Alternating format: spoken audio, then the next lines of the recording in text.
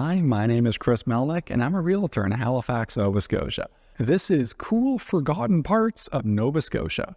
Number 1, the Halifax Zoological Garden.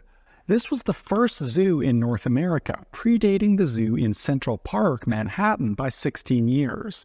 It was opened in 1847 where Joseph Howe Drive is now, close to the Rotary. It was started by Andrew Downs, who was just a normal person who had an interest in nature and animals. He was initially just allowed by the British to purchase animals to present them to scientific institutions in England. But through fundraising, he was able to segue that into a small zoo. It was initially only 5 acres, but later expanded to 100 acres, which is about 6 times the size of a typical Costco and its parking lot. They had birds from around the world, monkeys, bears, big cats, reptiles, and fish. In this form, the zoo closed in 1866. Number 2, the old railroad network. Nova Scotia used to have a fairly extensive railroad network that spanned the province and included passenger service as far west as Yarmouth and as far east as Cape Breton. There was also a luxury passenger train called the Flying Blue Nose that moved Americans from Yarmouth to Halifax.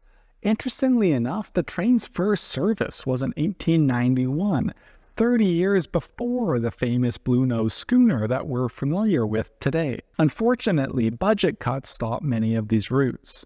And even the track from Timberlea to Lunenburg was taken up and turned into a trail system. Number 3, Moore's Landing Restaurant at Queensland Beach. This one is a bit more obscure, but when I found out this existed, I just found it really interesting because this restaurant was built where there's basically no room at all for a restaurant. It's just a road right next to the beach. I still don't know how they made this work for any period of time because there's no room for parking, a well, or septic system. Yet Moore's Landing first opened in 1842 and was a tourist destination up until 2003 when a fire destroyed it. Number 4, the Aspotogan Sea Spa.